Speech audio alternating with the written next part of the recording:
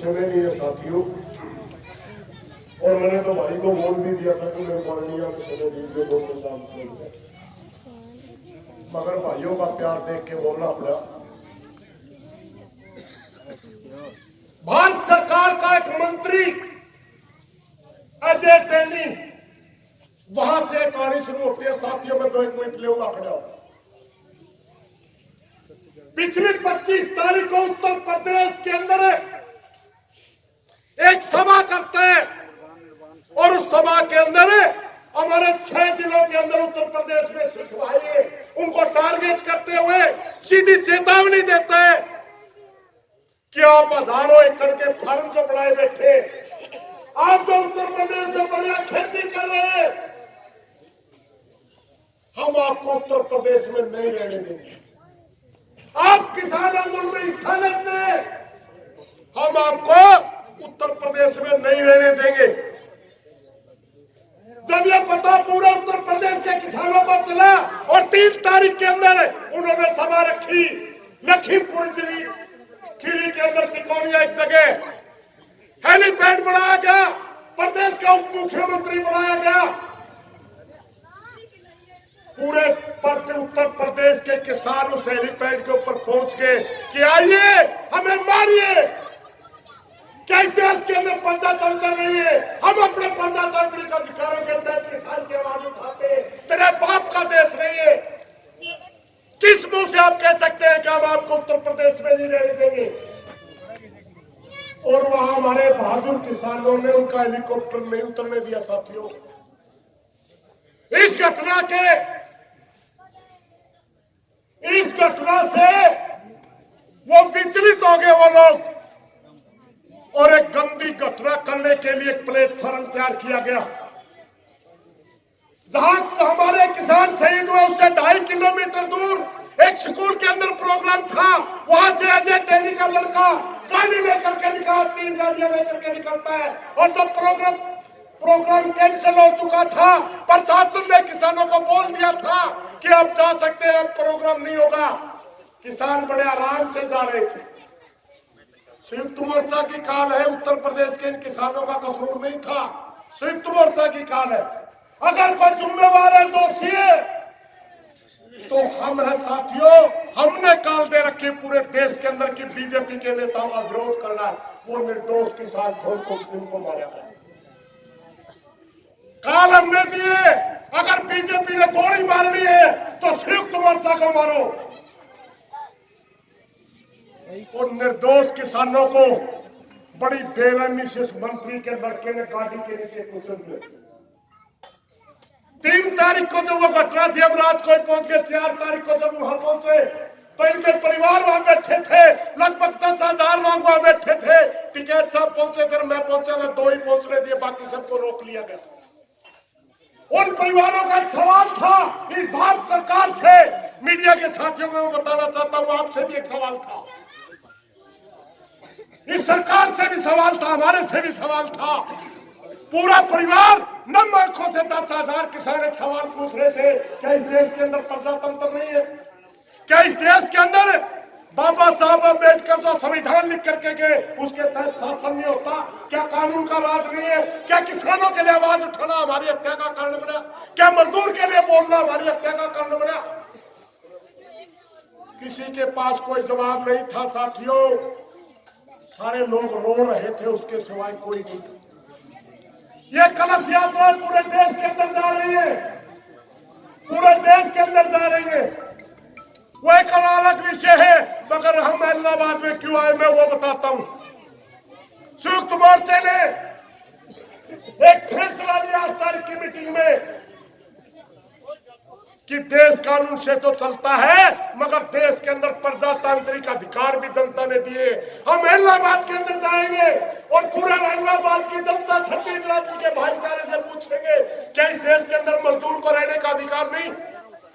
क्या इस देश के अंदर किसान को बोलने का अधिकार नहीं?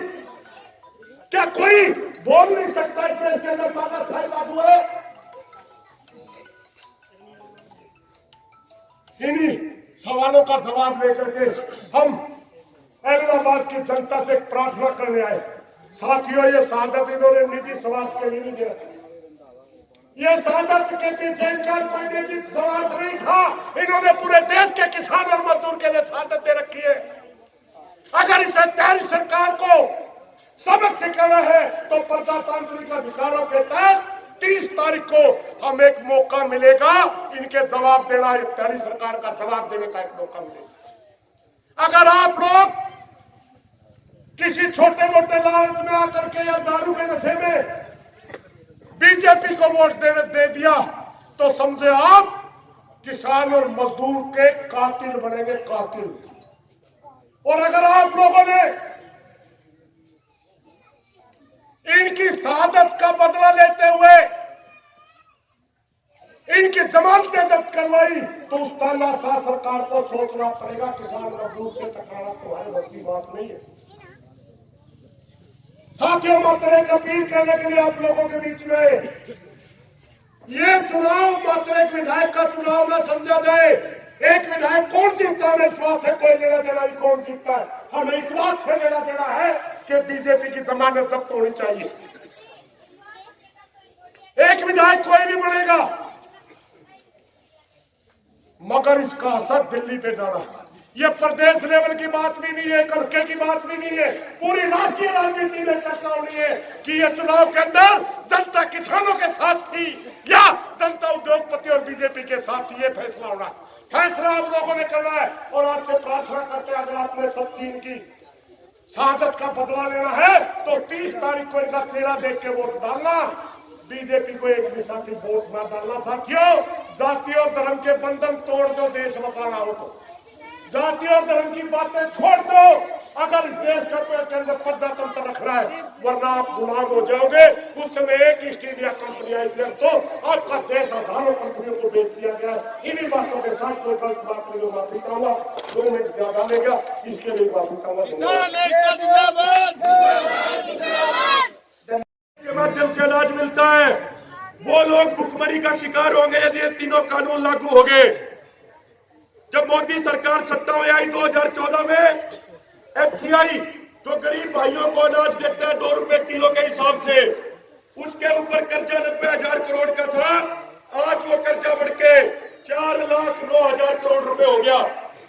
किसी भी कंपनी को बेचने से पहले ये सरकार उसको घाटे में दिखाती, सरकार उसके ऊपर कर्जा दिखाती है और फिर बेच देती है।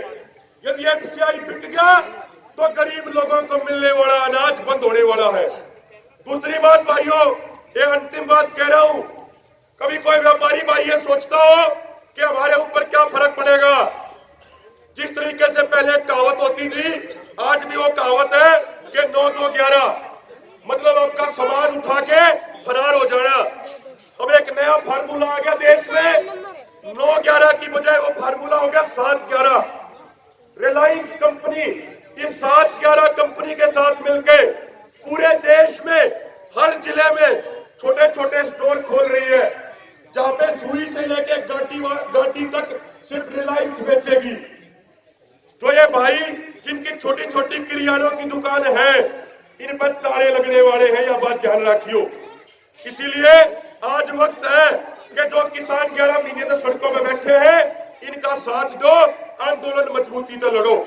एक बार नारे लगाएंगे मेरे साथ और उसके बाद हमारे बाकी साथी हैं वो बात रखेंगे। किसान मजदूर एकता जिंदाबाद। पूरी आवाज नहीं आई, पीछे तक भी भाई बैठे, उन्हें भी नारे लगाने, कोई उनकी मनाही नहीं है। किसान मजदूर एकता जिंदाबाद, किसान मजदूर एकता जिंदाबाद, बीजेपी सरकार मुर्दाबाद, शहीद किसान जिंदाबाद, शहीद किसान जिंदाबाद, शहीद किसान मुर्दाबाद। और आप सबको पता है कि हमारे जो किसानों की शहादत हुई थी, उनकी शव यात्रा निकाली जा रही है औरंगाबाद में। धन्यवाद करना चाहूंगा इन यूट्यूबरों का, ये कम से कम 5-6 तो हैं, वरना हमारे देश की मीडिया को शाहरुख खान के बेटे से फुर्सत नहीं है। उसे मतलब नहीं है किसान आंदोलन से। और रही कई खसर, मैं कहूंगा कि कदे कदे जब आया वीजा है अपने कैमरे ठा गया तो वह दिखाते हैं कि आंदोलन तो खत्म हो गया। इस तो बढ़िया वरना है, तो बढ़िया है। धन्यवाद करना चाहूँगा लोकल मीडिया का, आप लोगों का बहुत बहुत, कि आप लोग किसान आंदोलन से जुड़े रहे और बहुत सी चीज़ें जो नेशनल मीडिया नहीं दिखा सकती थी भाई, उनके ऊपर किसी का हाथ लगा लो, किसी का दबाव लगा लो, किसी का तक सरकार का। तो हमारे इन भाइयों का बहुत बहुत धन्यवाद है कि ये जनता तक हमारी चीज पहुंचा रहे हैं। और रही दूसरी बात कि अब चुनाव है, तो बस इतना कहूंगा कि वोट आप कहीं भी डालेंगे, आपका अधिकार है, लेकिन जो मजदूर और किसान का हितैषी है वो सिर्फ ये सोचकर, और भाई ने बहुत बड़ी बात कही कि इन शहीदों का चेहरा देखकर वोट डाले, कि आपको वोट कहां डालनी है। जो किसानों के साथ है या साथ खड़ा था उसे चुने, ताकि वो किसान और मजदूर की आवाज बनकर आपकी बात संसद में उठा सके। मैं सिर्फ यहाँ पर ना किसी का विरोध करने आया हूं, ना किसी की कोई राजनीति, ना मुझे पसंद है, ना मैं राजनीति की बात करता हूं। मैं सिर्फ इतना कहना चाहता हूं कि संयुक्त मोर्चा जो भी फैसला लेता है मैं उसके साथ हूं हमेशा। मैं किसानों के साथ हूं क्योंकि किसान का बेटा हूं, मैं कलाकार नहीं हूं, वो बाद की चीज है। मैं सबसे पहले किसान का बेटा, एक किसान हूं। तो मैं आप लोगों से भी गुजारिश करता हूं कि अब की बार जो भी वोटिंग करें आप अपने घर वालों को भी यही बताएं, ये आपका अधिकार है, आप किसी भी पार्टी को डालिए, लेकिन प्लीज उस पार्टी को मत डालिए जो किसान विरोधी है, वरना ये देश आधे से ज्यादा बिक चुका है, पूरा का पूरा बिक जाएगा। अपने बच्चों को भी समझाइए, पड़ोसी पड़ोसियां ने भी समझाओ कि भाई वोट डालने से पहले एक बार जरूर सोच लो कि आप देश के गद्दारों को वोट तो नहीं डाल रहे। कोई बात नहीं। धन्यवाद सभी का, राम राम, जय हिंद, किसान एकता जिंदाबाद।